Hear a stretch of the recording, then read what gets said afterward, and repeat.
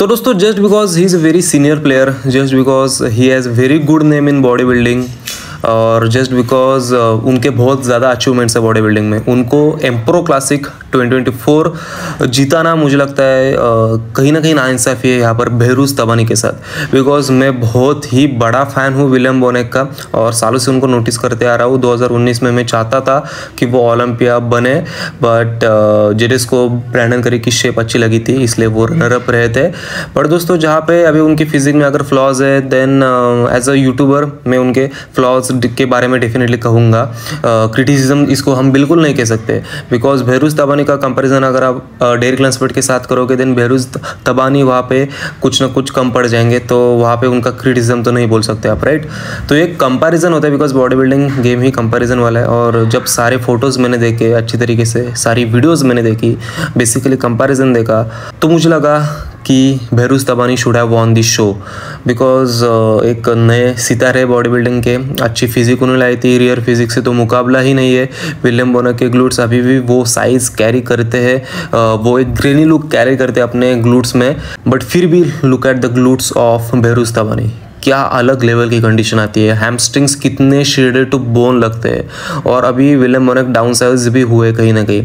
अगर आप बात करोगे उनके लेग्स में, आउटर स्विप्स में, अगर बात करोगे उनकी चेस्ट में, तो कहीं ना कहीं वो फ्लॉज एज के अकॉर्डिंग उनकी फिजिक में आ गए हैं, और जितना उनको डोमिनेट करना था उन्होंने अपने प्राइम टाइम में किया है। सो मुझे लगता है इट्स टाइम फॉर बहरूज तबानी, और डेफिनेटली दोनों बॉडी बिल्डर खुश है। बहरूज तबानी ने भी कोई ऐसा रिएक्ट नहीं करा है, बट हो सकता था कि वो भी इस शो को जीत जाए, बिकॉज अभी भी बहरूज तबानी की फिजिक में ऐसे एरियाज़ है जहाँ पे मसल मास एड ऑन हो सकता है।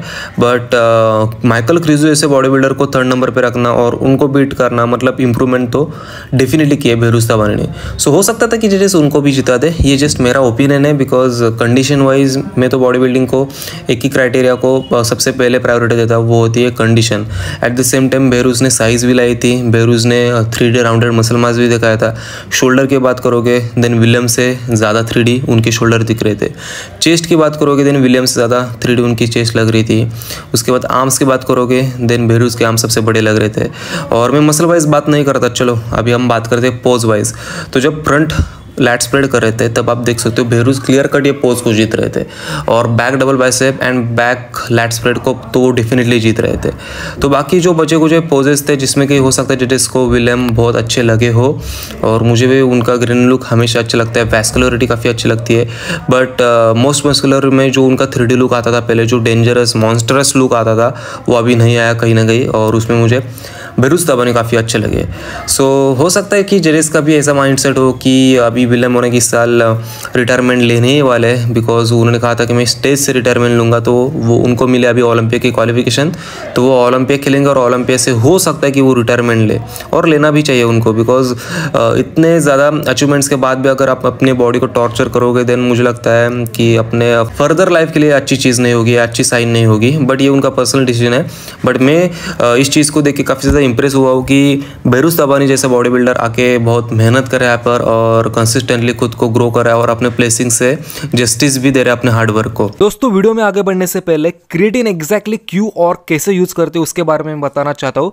दोस्तों first of all creatine ADP को एटीपी में कन्वर्ट करने के लिए यूज़ किया जाता है। एडीपी मतलब एडेनोसिन डाइफॉस्फेट, उसको एटीपी में कन्वर्ट करते हैं, और आप जब जिम जाते हो, आप जब वेट पुश करते हो, देन उस एक एक्स्ट्रा रेप के लिए या फिर एक्स्ट्रा 2 kg वेट के लिए वो आपको हेल्प करता है, और इसीलिए एटीपी यूज़ किया जाता है। और जब क्रिएटिन आपके मसल्स में अच्छी तरीके से स्टोर होगा देन उसके रिजल्ट्स आपको 100% मिलेंगे। साइंस के अकॉर्डिंग दोस्तों ये रिसर्च करा गया है कि क्रिएटिन लेने से एक एक्सपीरियंस लिफ्टर में 8 to 9% स्ट्रेंथ बढ़ी है, और 14 to 15% चेंज रिपीटेशंस में हुआ है, मतलब उतने ज्यादा रिपीटेशंस करने के लिए उसकी ताकत बढ़ी है। और अपने बॉडी बिल्डर से भी सुना होगा कि क्रिएटिन लेने के बाद आपके मसल्स बहुत ज्यादा फुलर लगते हैं। It's just because of intramuscular water retention. Creatine क्या करता है, आपके मसल्स में वाटर को पुल करता है, उसकी वजह से आपके मसल्स हमेशा फुलर लगते हैं।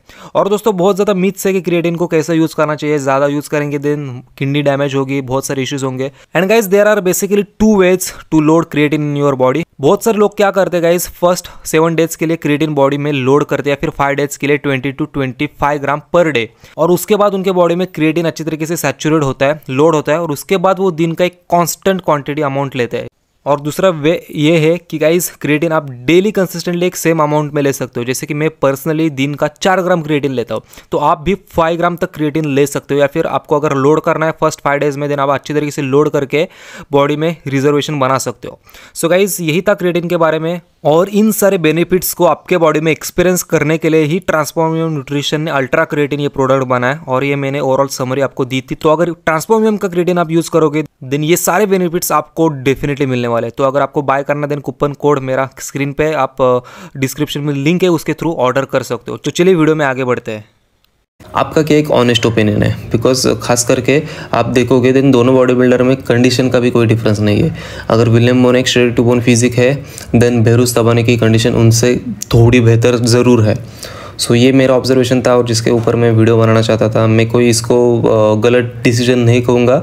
ऑन स्टेज जो जजेस को आमने सामने फिजिक जिसकी बेहतर लगी जजेस ने उसको जिताया, बट मुझे लगता है कि बेहरूस तबानी को यहाँ पर जिताना चाहा था। बिकॉज हो सकता है विलियम बोनेक कोई अगला शो उन्होंने डेफिनेटली प्लान करा होगा और वो उसे खेलते और जीत भी जाते, बट बेहरूस तबानी को ये शो जीतना चाहिए था और ओलंपिक की क्वालिफिकेशन मिलनी चाहिए थी।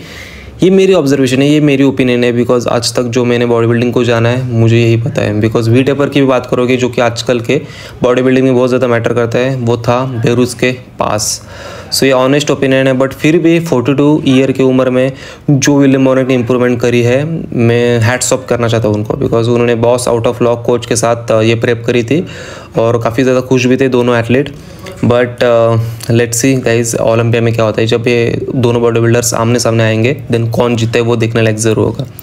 तो दोस्तों चैनल पे अगर आप नए हो देन ऐसे कंटेंट्स डेली बनते रहते हैं, आप चैनल को सब्सक्राइब ज़रूर करना। और पुराने कंटेंट्स आप देखकर मेरे चैनल एंजॉय कर सकते हो, बॉडी बिल्डिंग एक एंजॉय कर सकते हो। बिकॉज कंट्रोवर्सी कभी मिलेगी भी नहीं आपको मेरे चैनल पे, बट पॉजिटिविटी हमेशा मिलेगी। So thank you so much for watching it. See you soon, love you all, stay tuned for the next.